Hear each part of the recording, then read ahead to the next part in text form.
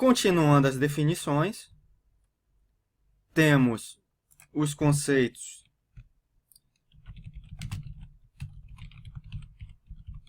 de subtermo, subfórmula e subexpressão.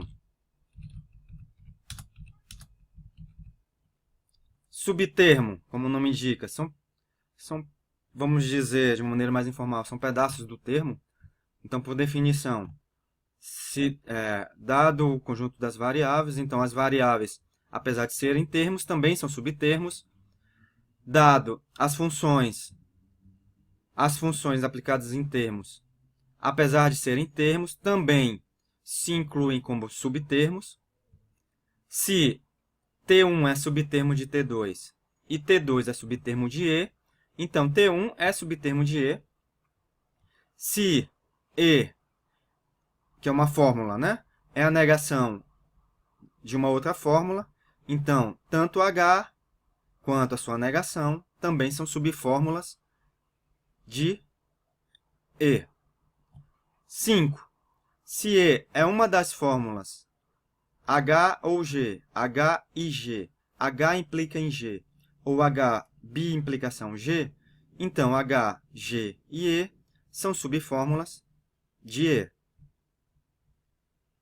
De novo, são definições, certo? Não temos que se discutir sobre definições. Temos só que entender o seu conceito, entender as suas regras. Certo? 6. Se eu utilizar o para todo, ou o existencial em cima de uma fórmula, aquela fórmula e a própria fórmula são subfórmulas da fórmula original, né? Então, se o E é igual a para todo xh, então, tanto H quanto para todo xh completo são subfórmulas. Se E é o existencial de H, então, tanto H quanto o existencial de H completo também são subfórmulas, certo?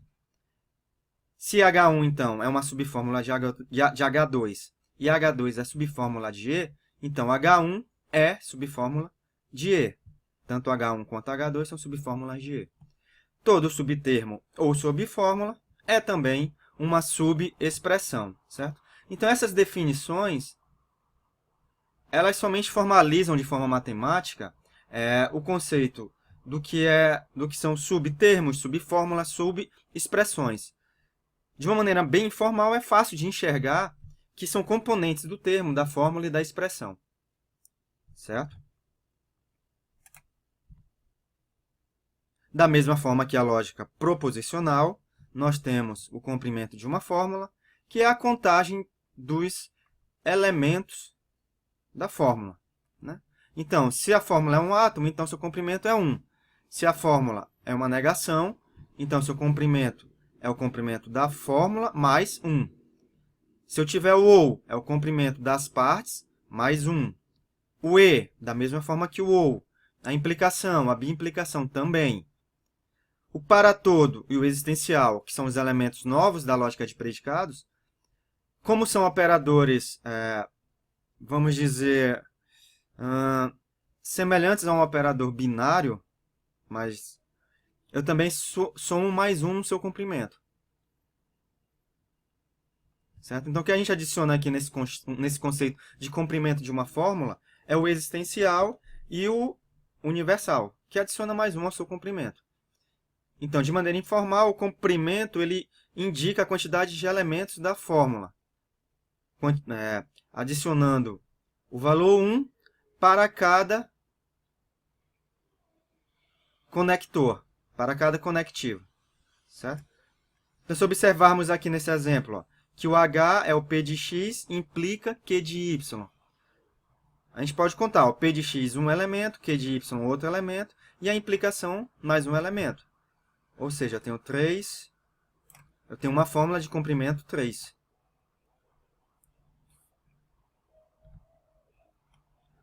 E para finalizarmos o nosso conteúdo, vamos falar sobre a classificação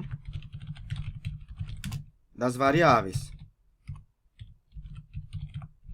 Quais são as variáveis? É o que é ilustrado pelas letras x, y, Z e W.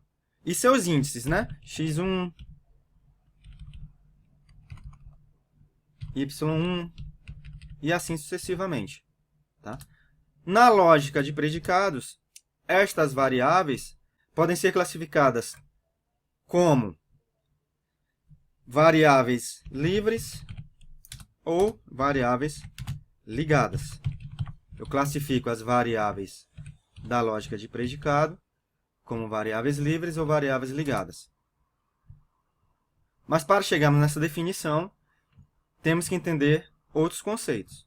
O primeiro é o escopo de um quantificador. É uma definição.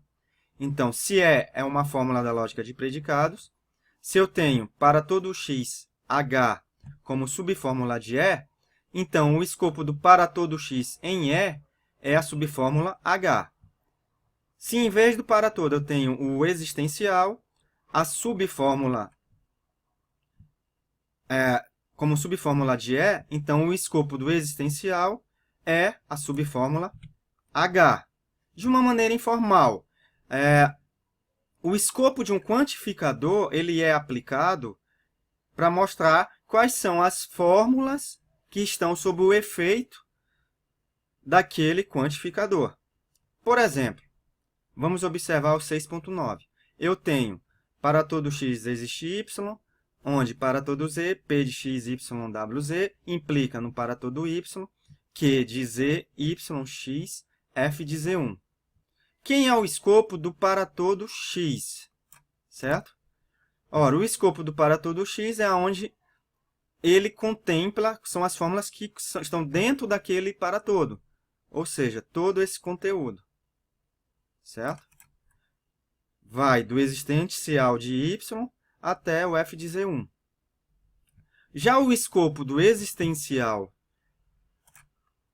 de y, qual é? É todo esse conteúdo. É do para todo z ao para todo y. O escopo do para todo z já é mais limitado. É somente o p de x, y, w, z. Como a gente pode ver aqui no 3. E o escopo do para todo y é o q de z, y, x, função de z1. Então, isso é bem similar ao conceito de escopo de variáveis, mas, por enquanto, estou falando do escopo de um quantificador, que no caso da lógica de predicados é o para todo e o existencial. Ou seja, o escopo do quantificador mostra até onde, qual é o efeito daquele quantificador, até onde vai o efeito daquele quantificador.